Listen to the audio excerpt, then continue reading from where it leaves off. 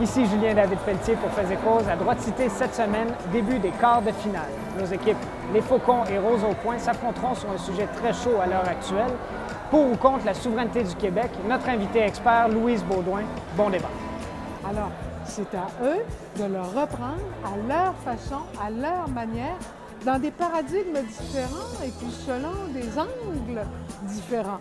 Alors moi, je compte sur eux. En effet, je quitte la politique, je l'ai quittée, mais je la quitte, je dirais, plus sereinement que prévu, dans un sens, parce que je vois que derrière, il y a tous ces jeunes qui y croient encore et qui ont une manière différente, mais qui est la leur. L'ONU, par exemple, mais il faut quand même penser que le poids du Canada est quand même relatif dans ces organisations internationales et qu'avec un plus petit pays, forcément, on aurait une place qui serait moins grande. Est-ce que le Québec, à l'échelle d'un petit pays en voie de développement de l'Afrique du Nord, serait vraiment plus fort qu'un Québec qui est ouvert aux autres et qui peut frapper du poing sur la table en se disant appartenant à un grand pays et en plus ayant une identité propre? Votre dernier commentaire démontre absolument votre ignorance sur le domaine international. Je suis vraiment désolé. C'est un pays, une voix quand on est membre de l'ONU. Alors, la grosseur du pays n'a aucune importance. Oui, tout à fait. Et dans un contexte de mondialisation, la grosseur du pays ou son importance sur la scène internationale, ce n'est pas sa population. Oui, le vote des États-Unis vaut autant que le vote d'un petit pays. Attendez, c'est ce que vous nous dites. Une question de réforme de l'ONU, on ne mélangera pas. Non, ça, c'est le Conseil de sécurité. Même si on passe dans les organes où tous les pays siègent, on sait très bien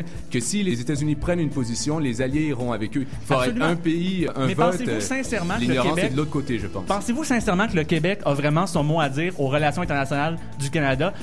Parlez-moi du retrait de Kyoto. Comment est-ce que le Québec a été en mesure d'influencer le Canada dans le traité de Kyoto? J'aimerais vous entendre. Qui, selon vous, mérite d'aller en demi-finale? Votre vote est maintenant plus important que jamais.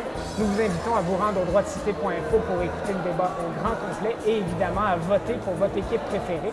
Quant à nous, on se retrouve la semaine prochaine pour un autre débat de Droite Cité.